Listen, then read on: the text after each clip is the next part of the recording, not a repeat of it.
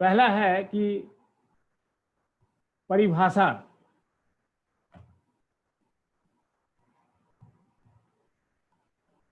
Arc blow का परिभाषा पहले जानिए।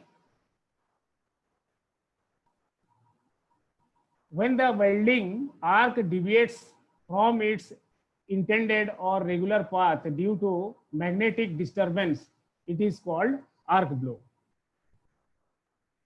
मतलब एक मैग्नेटिक डिस्टरबेंस होता है, आपका जो इलेक्ट्रोड है और जहां जॉब है, ये दोनों के बीच में जब करंट पास होता है तो मैग्नेटिक डिस्टरबेंस होने के कारण जो स्थिति पैदा होता है, आर्क अपने रेगुलर जहां डिपोजिशन होगा वहां से अगर हट जाते हैं तो उसे कहेंगे आर्क ब्लो। तो arc blow is a disturbing factor in DC arc welding. ये सिर्फ डीसी आर्क वेल्डिंग में ही होता है, एसी में नहीं होता है। डीसी आर्क वेल्डिंग में ही ये होता है। It is the wandering of the welding arc from its intended path। ये अनचाहा गति प्राप्त करता है अपने रेगुलर जहां वेल्ड होना है उसे हटके।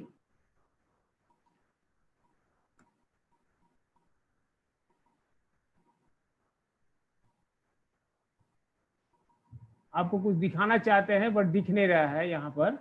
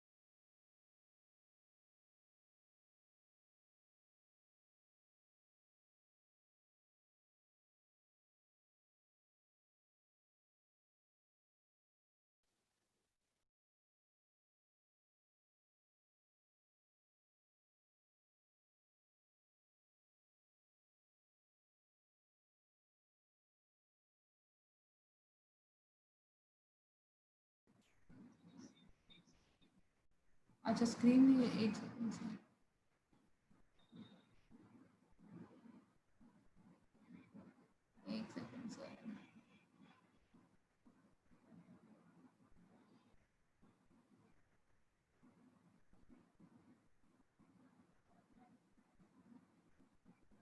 सर आपकी।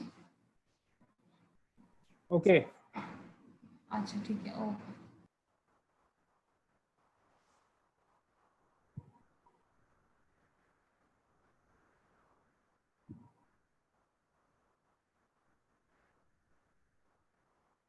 हाँ, थोड़ी देरी के लिए आपको दिक्कत हुआ, क्षमा चाहते हैं। इसीलिए फिर से हम शुरू होते हैं। तो आर्क ब्लो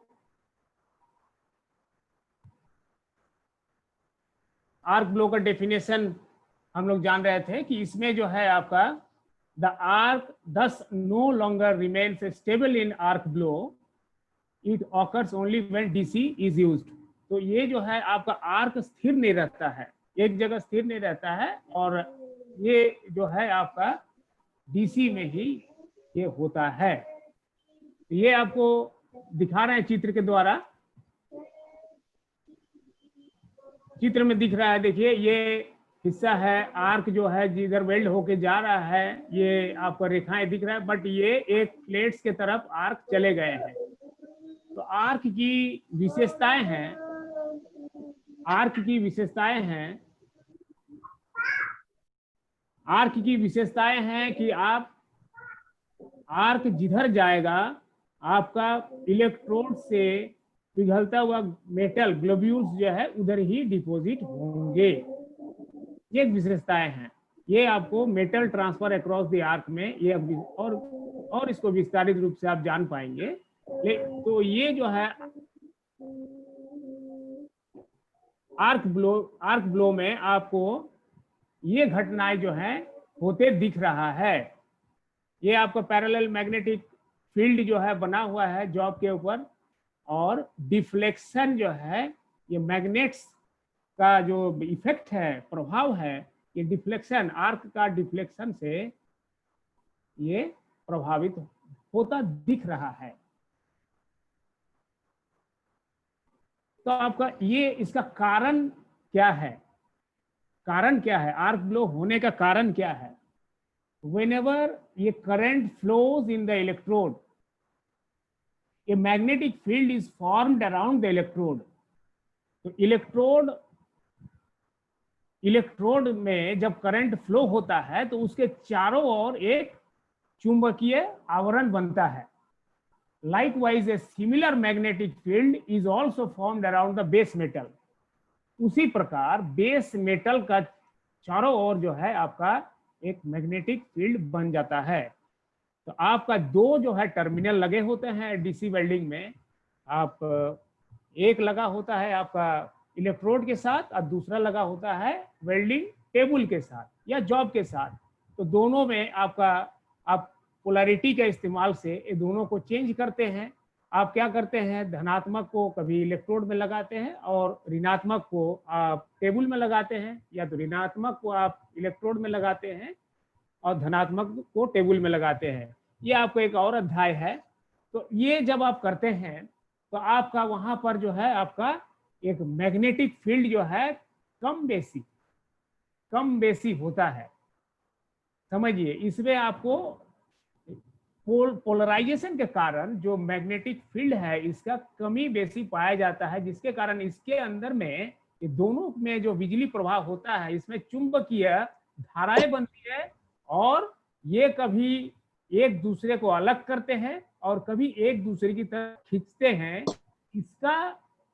इसके वजह से आपका आर्क जो है इधर उधर होने लगता है, एक जगह ना होके वो इधर कभी आपका वेल्डिंग मूवमेंट की तरफ होता है, कभी आगे की ओर होता है, कभी दाहिने ओर होता है, कभी बाएं ओर होता है।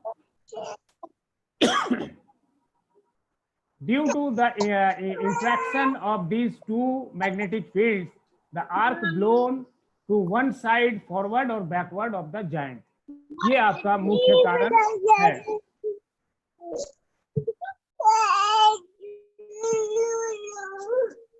तो ये आपको हम कुछ दिखा। इसके बाद है effects of arc blow. Arc blow का प्रभाव,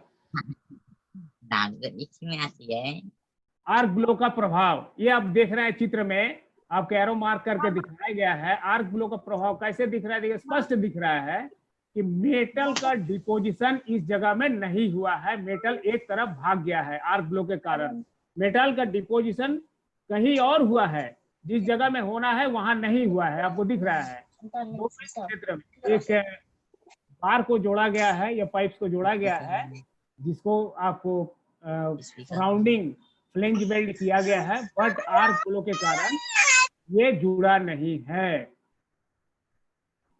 यहाँ पर डिपॉजिट नहीं हुआ है, यहाँ दिख रहा है।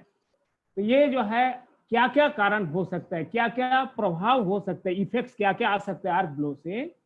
Difficulty in depositing weld metal at the required place in the joint. आपका जहां जरूरत है वहां पर मेटल डिपॉजिट नहीं होगा, अलग जगह में हो जाएगा। More spatter with less deposition of weld metal. आपका जो है यहाँ पर ज्यादा स्पैटर आएंगे और लेस डिपोजिशन रहेंगे। Poor fusion and poor penetration. Fusion का दर कम होगा, क्योंकि ये तो आर्क आपका सीधा गहराई तक नहीं जाएगा, इधर उधर भागेगा, तो फ्यूजन कम आएंगे। और पेनिट्रेशन, अगर फ्यूजन कम आए तो पेनिट्रेशन भी कम आएंगे। और वीक वेल्ड्स, वेल्ड इसके वजह से कमजोर हो जाएंगे। तो ये जो है आपका जो इफेक्ट्स है ये आर्क ब्लो का, आप जब आईटीआई में इसका काम करेंगे तब भी आपका आएंगे, इफेक्ट्स आएंगे। लेकिन आप 150 mm, 200 mm, 100 mm के जॉब के ऊपर जब आप काम करेंगे डीसी वेल्डिंग में, रेक्टिफायर में करें या वेल्डिंग जनरेटर सेट में करें, तो आपको ब्लो, आर्क ब्लो का प्रभाव कम दिखेगा, क्योंकि आपका वहां पर जो आपका फिटिंग्स है, फिटमेंट्स है, या आपका सेटिंग है, या आप एकदम आइडियल करके रखते हैं, तो वहां पर आपका ये होगा नहीं। आ भी सकता है, नहीं भी आ सकता है। और एक चीज है कि आप अगर ये पढ़ने के बाद आप ट्रांसफार्मर में जाएंगे और आप वहां पर सोचेंगे कि आर्क ब्लो क्यों नहीं आ रहा है, तो ये बहुत सारे ट्रेनिज जो है इस दौरान प्रश्न करते हैं और सोचते भी हैं कि सर यहाँ तो आर्क ब्लो नहीं आ रहा है। तो ट्रांसफार्मर में, एसी वेल्डिंग आउटपुट में कभी भी आर्क ब्लो नहीं आएंगे, ये आप ध्यान में रखिए। और डीसी वेल्डिंग में इसका संभावना है। तो आपको जो चित्र हम दिखा रहे हैं, जो मॉडल दिख रहा है, ये इंडस्ट्रियल मॉडल है। इंडस्ट्री में क्या है कि बहुत बड़े प्लेट्स के ऊपर वेल्डिंग मशीन का जो काम होता है, उसका जो फील्ड एरिया है, एक तो एक बहुत बड़ा इलाका होता है, और के जो रिटर्निंग केबल है वो एक पोल है, एक तरफ क्लैंपिंग किया रहता है, और इलेक्ट्रोड जो है वो भी एक तरफ से लगभग 25 मीटर का केबल होते हैं, 5 मीटर से 25 मीटर तक का केबल होते हैं काम करने के लिए। तो वहां पर जो है बहुत अधिक संभावना है। जो जिक्र हमने किया काम का, जो मेरा कार्य अनुभव का, वहां पर हमने फील्ड में, वहां बिजली नहीं होता है, फील्ड में हम लोग क्या करते थे कि welding generator set engine driven, तेल डाल के चलता है, उसमें काम करते हैं। तो वहां पर इसका जो है स्पष्ट दिखता है आर्क ब्लो। आप चाहेंगे नहीं, आप तो स्किल्ड हो गए, आप काम कर रहे हैं, लेकिन स्पष्ट दिखता है, आर्क जो है आपका भाग जाता है। तो आर्क जिधर भी चले जाएंगे आपका डिपोजिशन भी उधर हो जाएगा। आप जहां चाहते हैं वेल्ड लाइन जो दिए हैं वहां पर नहीं होगा। ये आपको प्रभाव जो है वेल्ड होने के बाद दिखता है। और वेल्डिंग के दौरान भी, जब आप वेल्डिंग के दौरान देखेंगे स्क्रीन के अंदर से एकदम स्पष्ट दिखेगा, आपका आर्क जो है स्थिर नहीं बैठेगा, या स्थिर बैठा है लेकिन डायरेक्शन चेंज कर लेगा। आर्क कभी, ज्यादातर क्या होता है हमने करते हुए देखे हैं, क्योंकि आर्क कभी आपका वेल्ड, आप ऐसे शुरू किए हैं, वेल्ड शुरू किए हैं, आपका आगे की ओर आर्क रहना चाहिए। आर्क क्या होता है, आपके इस तरफ आ जाते हैं, पीछे आ जाते हैं, जिधर एंगल दिए हैं, इलेक्ट्रोड के एंगल दिए हैं, पीछे आ जाएंगे आर्क, आगे नहीं जाएंगे। तो इसमें आपका मेटल डिपोजिशन हो या स्लैग इंक्लूजन हो, सारे उसमें आ जाएंगे, सब असमान हो जाएंगे, आप गड़बड़ हो जाएगा, जो आप चाहते हैं वो नहीं होगा, सारे चीज अच्छा करते हुए भी नहीं होगा। तो ये आपको वेल्डिंग करते के दौरान भी दिखेगा, और अगर वेल्डिंग करते चले गए उसके बाद भी ये जो प्रभाव आपको दिख रहा है आफ्टर वेल्डिंग, यहाँ पर आपको दिख रहा है। तो ऐसा होने से तो नहीं चलेगा, इसका तो निवारण होना चाहिए। और मशीन भी हम चेंज नहीं कर सकते, हमको डीसी मशीन में काम करना है, रेक्टिफायर में काम करना है, तो ये जो है आपको नहीं होना चाहिए। तो नहीं होने के लिए इसके लिए भी उपाय है, लेकिन ये आपका हिस्सा बना रहेगा। अगर जब तक आप डीसी वेल्डिंग में, एमएमएडब्ल्यू में काम करेंगे, तब तक आपका ये समस्या बना रहेगा इंडस्ट्री में। तो इसीलिए इसका खास ध्यान दिया गया है ट्रेनिंग के दौरान, ताकि ये आर्क ब्लो ना हो। आर्क ब्लो होने से तो गड़बड़ हो जाएगा। इसीलिए इसका जो है रेमेडीज या इसका निवारण और या इसको रोकथाम का उपाय इसमें बताया गया है। तो बहुत ही साधारण है रोकथाम के उपाय के लिए। एक तो है आप अपने मैंने जो अपना कार्य अनुभव में जो जाना है, जो किताबों में हो भी सकते हैं, नहीं भी हो सकते, एक है कि आप अपना कार्यशैली का विकास करें, कार्यशैली स्किल का डेवलप करें to prevention of arc blow. This is the better, एकदम बेटर तरीका है। तो कार्यशैली का विकास के लिए यहाँ पर हम लोग कुछ किया करते थे, तो हम आपको चित्र में दिखा रहे हैं। तो अगर देखिए ये आपका जो कंडीशन दिखा रहे हैं जो होता है अमूमन, तो यहाँ ए और बी दो जो है इलेक्ट्रोड का आपका चित्र बना हुआ है, और नीचे प्लेट है, और आपको आर्क ब्लो कैसे हो रहा है। तो ये आपको दिखाया गया है कि ये 90 डिग्री में अगर इलेक्ट्रोड रखते हैं, can sometimes be corrected bye angle in electrode. तो ये 90 डिग्री में आपको जो दिख रहा है ए में, चित्र ए में, यहाँ आर्क ब्लो होते दिख रहा है आपको, ये इधर आर्क ब्लो हो रहा है। आगे की ओर। फिर आप क्या किए, जब इसमें एंगल दे दिए तो आपका आर्क ब्लो होना बंद हो गया है, रिड्यूस हुआ है। क्लियर? तो ये ऐसा भी है। और कभी आप देखेंगे कि उसमें आप इसको रिटर्निंग केबल को भी चेंज करके डायरेक्शन को चेंज कर भी कर सकते हैं। तो इसमें आपका क्या क्या और भी विधि है इसमें बताते हैं। Welding away from the earth connection, welding जो है अर्थ कनेक्शन से दूर करिए ताकि चुंबकीय प्रभाव कम हो। अच्छा, changing the position of the earth connection on the work, work में जो आपने जो कनेक्शन दे रखे हैं रिटर्निंग केबल का, उसका पोजीशन चेंज करके देखें कि आपका चेंज करना पड़ेगा, नहीं करेंगे तो फिर वो होता ही रहेगा। क्योंकि ये जो है बोलते हैं वेल्डिंग का दोष है, इसे मानते हैं, बट इसमें मैंने देखा कि इसमें स्किल का दोष कम है। जो स्किल का डेवलपमेंट आप करेंगे आईटीआई में, कंपनी में, लेकिन इसमें स्किल का दोष नहीं है आपका। आप अगर सोचेंगे नहीं जायज चीज लगा हुआ है तो काम करेंगे, या तो जॉब का स्थिति बदलिए या तो आप केबल का स्थिति बदलिए, तो चीज करना पड़ेगा।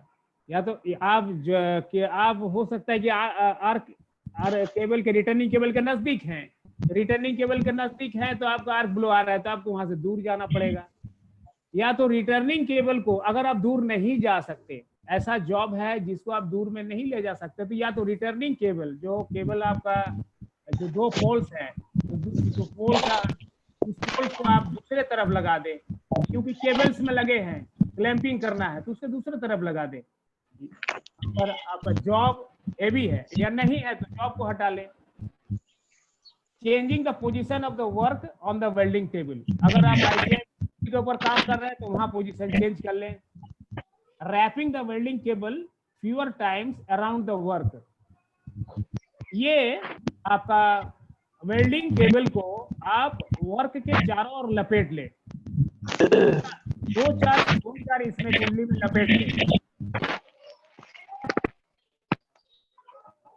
लपेट ले, फिर जो है आप काम करें। फिर आप काम करेंगे। इस जॉब के ऊपर काम कर रहे हैं उसमें जो है आप जिस इलेक्ट्रोड केबल से काम कर रहे हैं उसको चारों ओर जो है 2-4 सराउंडिंग जो है घुमा के फिर उसके ऊपर काम करें। ओके, नेक्स्ट है welding towards a heavy welding tag और ए वेल्ड ऑलरेडी मेड। आप एक काम कर सकते हैं कि आप वेल्डिंग शुरू करें और खत्म किधर करें, जिधर हेवी टैग किए हुए हैं उधर खत्म करें, या तो कंप्लीटेड वेल्ड के तरफ आप वेल्डिंग कर सकते हैं। लंबे जो जब वेल्डिंग चलता है तो आप एक तरफ से दूसरे तरफ जब वेल्डिंग करने लगते हैं तो आप जब एक तरफ से शुरू करते हैं दूसरे तरफ जब वेल्डिंग करने लगते हैं तो आप जो है लगातार वेल्डिंग नहीं करते, आप एक एक करके वेल्डिंग करके आप 300 mm का वेल्डिंग किए, 400 mm का वेल्डिंग किए, फिर आप दूसरे बार फिर वैसे किए। तो जब आप चलेंगे incomplete weld to complete weld की तरफ चले, incomplete weld to complete weld की तरफ चले, तो आपका जो है ये आर्क ब्लो नहीं होने का चांसेस रहेगा। तो आज जो है आपको ये आर्क ब्लो का बारे में जो है आप जाने, पता नहीं आप कितना जानकारी इकट्ठा किए, बट इसका ये अनुभव रहेगा। अगर अनुभव होता है तो आपको पता चलेगा, लेकिन अनुभव ना हो, आर्क ब्लो का अनुभव ना हो, आर्क ब्लो आए ना, इसके लिए आपको स्टडी कराया जा रहा है। आर्क ब्लो ना आए, आर्क ब्लो आने के लिए नहीं, आर्क ब्लो नहीं आएगा आपका वेल्डिंग करने के दौरान, आर्क ब्लो ना आए तो इसके लिए आपको अध्ययन कराया जा रहा है। ट्रेनिंग का एक दूसरा अर्थ है रिड्यूस एरर, एरर में कमी करना। तो आज आपने परिभाषा देखे, डेफिनेशन देखे, जिसमें कि आपको साधारण से याद रखना है कि मैग्नेटिक जो विद्युतिक धारा है, वेल्डिंग विद्युतिक धारा में चुंबकीय विच्छुरन के वजह से जो प्रभाव होते हैं उसे आर्क ब्लो कहते हैं। और ये आप देख रहे हैं इसमें चित्र में आपका कॉजेस ऑफ आर्क ब्लो, कारण क्या है, कारण क्या है। तो आपका करंट फ्लो जब होता है तो इलेक्ट्रिक मैग्नेटिक फील्ड के वजह से जो दोनों धुरियों के बीच में, दोनों पोलों के बीच में अगर आकर्षण और विकर्षण होते हैं, तो जिस वजह से आर्क भागते हैं अपने दिशा से, तो कारण क्या है कि आपका दोनों जो पोल है उसके बीच में जो इलेक्ट्रोमैग्नेटिक फील्ड में विकर्षण और आकर्षण की वजह, इसका प्रभाव आप देखें, इसमें इसका प्रभाव आपको स्पष्ट दिख रहा है कि ये चारों ओर से वेल्डिंग किया हुआ है, बट कुछ एक जगह में छूटा हुआ है, जो एरो मार्किंग करके देखिए ये प्रभाव है। और आप इसका निवारण जो है करने के लिए उपाय आपने बहुत सारे खोजे इसमें, जिसमें कि आपने इलेक्ट्रोड को एंगल दिए, इलेक्ट्रोड का एंगल देके आपने किया। और मैं एक इस बीच में एक स्किल का, जब हम बात कर रहे थे कि इसमें स्किल का उतना प्रयोग नहीं है, लेकिन फिर भी हमें लगता है कि इसमें स्किल का भी काम है। शुरुआती दौर में जब स्टार्ट में जब वेल्डर जब कंपनी में या अपने आईटीआई में वेल्डिंग करना शुरू करते हैं, तो नॉर्मली वो लोग नॉर्मल आर्क में काम करते हैं। आपको आर्क लेंथ का अध्याय में ये पढ़ेंगे। तो आर्क जो इसमें आप अगर शॉर्ट आर्क में काम करें, हेवी डिपोजिशन जब आते हैं तो शॉर्ट आर्क में काम करें, तो आपको ये समस्या से आप विरत रह सकते हैं। तो शॉर्ट आर्क में मेटल डिपॉजिट करना ये भी बहुत माने स्किल है, इसको भी सीखना पड़ेगा। ये आपको जल्दी से होगा नहीं, आप ये भी आपको आस्ते आस्ते इसमें आप जब आप काम करते रहेंगे 1 साल 2 साल 3 साल, तो आप इसमें आ सकते हैं। तो जब हम लोग ये रीमेटलिंग कर रहे थे, तो उसमें पहले जो है नॉर्मल आर्क में काम कर रहे हैं, तो वो उसमें आपको दिखता है। लेकिन अगर आप आर्क को शॉर्ट कर दे, तो उसमें इसका कमी पाया गया है, जो कि आपका स्किल का विकास के साथ साथ भी इसका कमी आ सकता है। तो ये आप जो है अध्याय आपको बता दिया गया मोटे मोटे तौर पे। बाकी आप जब काम करेंगे तो आपको ये और भी समझ में आएगा, लेकिन इसमें कुछ प्रश्न रह जाते हैं जिसको आपको समाधान करना पड़ेगा। इस विषय को आप पढ़िए। मैं फिर से बताता हूँ, आप निमी का किताब को आप फॉलो करिए, उसमें आपको विस्तारित रूप से दिया हुआ है। और इसमें से कुछ सवाल है जो आप बनाएंगे अध्ययन के बाद, तो जिसमें आप देखिए ये एमसीक्यू है, दिया हुआ है कि आर्क ग्लो किस में होता है, आर्क ग्लो कहाँ होता है। देखिए सवाल है, आप जानते हैं कि आर्क ग्लो कहाँ होता है, कहाँ होता है? डीसी वेल्डिंग में। तो डीसी वेल्डिंग देखिए यहाँ टीग वेल्डिंग भी है, मिग वेल्डिंग है, प्लाज्मा आर्क वेल्डिंग है और डीसी वेल्डिंग जनरेटर सेट है, आपको दिया हुआ है। तो आप क्या करेंगे? सर ने बताया डीसी वेल्डिंग में होता है, तो ये सारे तो डीसी वेल्डिंग यहाँ भी होता है, क्या यहाँ आर्क ग्लो होता है? इसीलिए मैंने इस क्वेश्चन को चयन किया कि ये MMAW सीरीज में होता है। ये जो एडवांस वेल्डिंग सीरीज में आर्क ग्लो नहीं होता है, ये only manual metal arc welding में ही होता है। क्योंकि ये नहीं होने का भी कारण है, क्योंकि ये आपका एक कारण है इंस्टेबिलिटी ऑफ आर्क, आर्क का अस्थिर होना, जो कि आधुनिक वेल्डिंग में आर्क का अस्थिरता का कोई चांस ही नहीं है। वहां आपने हाई फ्रीक्वेंसी यूनिट लगा रखे हैं और वहां से आप आर्क लेते हैं, तो इसीलिए वहां पर जो आर्क का अस्थिरता नहीं आता है, जो कि आपको यहाँ आते हैं।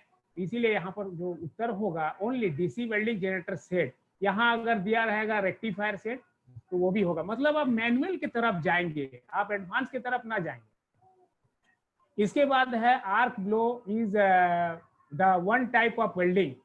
क्या है arc glow is the one type of welding? यहाँ देना है आपको क्या है वेल्डिंग, क्या है इसमें देना है आपको, आप देख लीजिए यहाँ पर दिए हुए हैं, मैं बता नहीं रहा हूँ अभी। व्हेन तीसरा है when arc deviates from its regular path due to, किसके वजह से आर्क अपने जो सुनिश्चित जो निर्धारित जो है रेखाएं हैं वहां से उसका जो है भटक जाते हैं, किस लिए भटकते हैं? तो आपको यहाँ पर दिया है 4 ऑप्शन दिए हैं, अभी आपको क्लासेस में बताए। तो यहाँ देखिए EMF दिया, electromagnetic force, mutual induction, magnetic flux, magnetic disturbances. इस तरह से आपका जो है MCQ बना हुआ है, इसको आप फॉलो अप करिए। और आपको कुछ सवाल हैं जो कि आप 2-4 लाइन में या आपको 1 लाइन में भी दे सकते हैं। तो यहाँ पर दिया है देखिए describe the various methods used to control the arc blow. तो कंट्रोल करने के उपाय क्या है, तो आपको जो पॉइंट्स बताए वही आपको बताना है, जो आर्क ब्लो कंट्रोल कैसे करेंगे। इसमें आप बताएंगे welding away from the earth connection से दूर रखना है, changing the position of the earth connection on the work में जो अर्थ कनेक्शन है उसको चेंज कर सकते हैं, changing the position of work, और ये भी कर सकते हैं कि आप अर्थ कनेक्शन को दूर कर दिए, या तो आप वेल्डिंग का जो है जॉब है उसको आप दूर कर दिए, दोनों में से कोई एक कर दिए। और आप केबल को भी आप वेल्डिंग केबल को जॉब के और जो है कुंडली बना के आप फिर वेल्ड करेंगे, तो आपको ये डिस्टर्बेंस नहीं आएंगे इस तरह से। फिर व्हाट इज आर्क फ्लो, इसमें परिभाषा लिखिए। व्हाट इज आर्क फ्लो अगर पूछे या आपका इंटरव्यू में पूछे आर्क फ्लो क्या है, तो आप क्या बताएंगे? आप सीधा सा इसमें याद रखना है। व्हाट इज आर्क फ्लो पूछे तो आप बताना है कि मैनुअल में डीसी वेल्डिंग करते वक्त जब आपका आर्क, जब वेल्डिंग करते वक्त वेल्डिंग जो आपका मैग्नेटिक विक्षुरण या डिस्टरबेंस के वजह से आर्क अगर अपने निर्धारित रेखा से भटक जाते हैं, आर्क अपने निर्धारित लाइन से वेल्ड लाइन से अगर भटक जाए तो उसे हम आर्क ब्लो कहेंगे। इस तरह से याद रखिए। उसके बाद देखिए नंबर 3 में दिया explain in brief the effects of arc blow on welds. Effects बताना है आर्क ब्लो का इफेक्ट। तो आपने देखे है कि स्पैटर अधिक होगा, आपका वेल्ड डिपोजिशन जो है कम होगा, नंबर 2 वेल्ड वीक होगा, नंबर 3 पेनिट्रेशन कम आएंगे, नंबर 4 जो है आपका जनरल फिनिश बिल्कुल ही नहीं आएगा। इस तरह से यह है। फिर दे रहा है describe the causes of arc glow happens in DC welding machines and why welders are using run on and run off plates during welding. ये जो है आपका कुछ हद तक इसमें रखे हैं सवाल को, रन ऑन और रन ऑफ प्लेट्स को क्यों इस्तेमाल करते हैं। मैं इसको बता दूं, थोड़ा सा इसमें स्किल का ट्रिक्स है, आपका परिभाषित हो जाएगा। तो आप जब काम शुरू करते हैं, जब आप वेल्डिंग शुरू करते हैं तो वहां पर जो है जोड़ रहते हैं, तो जोड़ के समांतर, जोड़ के एकदम वेल्डिंग लाइन के एकदम समांतर, कोई ऊंचाई नीचाई नहीं में जब आप शुरू करने के समय एक प्लेट्स जो है उधर सपोर्टिंग टैकिंग देकर रखते हैं, तो वहां टैकिंग दे दिए। और जहां खत्म करते हैं उधर में एक और एक जो प्लेट्स को आप बाद में हटा देंगे, वहां भी वेल्ड के जोड़ के समानांतर आप टैकिंग दे देते हैं। तो जब शुरू करेंगे उस प्लेट्स के ऊपर से आर्क लेके आके फिर आप वेल्डिंग में प्रवेश करेंगे। तो जिस प्लेट से आर्क बनाने के बाद वेल्डिंग में प्रवेश करेंगे उसे कहेंगे रन ऑन प्लेट। और जब आप खत्म कर देते हैं वेल्डिंग, फिर आप जिस प्लेट के ऊपर जाके आर्क को खत्म करते हैं उसे कहते हैं रन ऑफ प्लेट। तो ये भी रखते हैं। ये जो है जब आप शुरुआती दौर में जब आप वेल्डिंग करेंगे तो आपका आर्क का डिस्टर्बेंस आते हैं शुरू में, तब मैग्नेटिक फील्ड का प्रभाव ज्यादा रहता है। तो देखा गया है कि कुछ ये प्लेट्स का इस्तेमाल करके जब जॉब के अंदर में घुसेंगे तो उस समय आर्क का स्थिरता भी आ जाएगा। आप जो स्किल का प्रयोग करना चाहता है, शॉर्ट आर्क बनाना चाहते हैं, वो भी आ जाएंगे। और आर्क ब्लो का स्थिति भी आप कंट्रोल कर लेंगे, जो कि आपको इलेक्ट्रोड एंगल में बताया गया है कि इलेक्ट्रोड का एंगल चेंज कर लेंगे उस रन ऑन प्लेट में।